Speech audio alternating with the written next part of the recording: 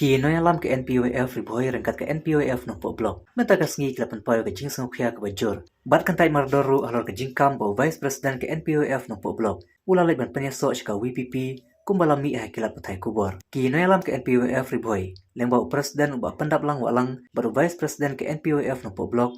Ba tebun rensyon.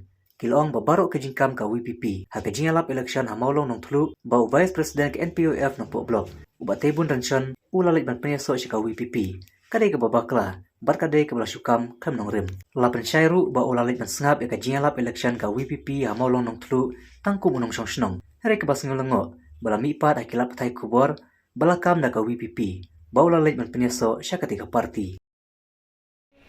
Kumbalami hakilap patai kubor nga presiden jongka NPWF Riboy District nga don ban pensai hangne ba ka BPP kalakam ba presiden jongka NPWF noko blok la resign handai kadai ka kubor ka balamle menin haka meeting jongka BPP ha kitan maulong Riboy District kala yatu bat kala ong ba presiden jongka NPWF blok noko ulami ba resign handai kamdai kadai ka kubor ka batok bat ke bamsang nongrim presiden jangka NPWF nongko blok udang long aktif hadu mata ulong imong kitam bapura menin hakatu ka jingelang ladon we na kinong kitam NPWF ujongi ubala hakajing long brio kajing bakla ulai kran batu bat ula kentak ya ketu kajing mi hapo kilap patai kubor ba ula lejon saka BPP menta habayakan batu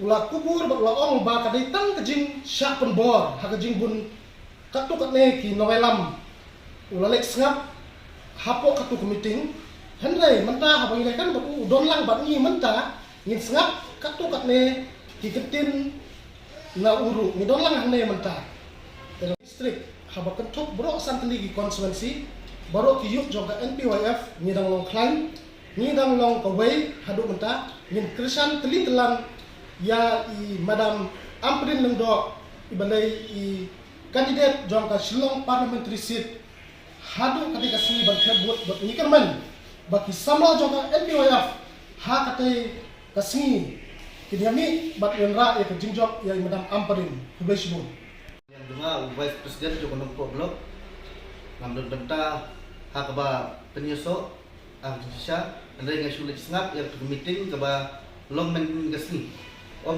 ba ngilapan beg lupa kandai ngakum syong ngakmat te ki khot yang keteng junga te ngamen se ai long breu kumno ngam phet nang tu bajaka te ngahap yen bat ngam nang su ban om kumne kum tai bat nagliang junga kum vice president jongka nompo blok nang aktif bat nang trestom namenta kadai ka election bat kumjuru ikam jongka parti kiba matah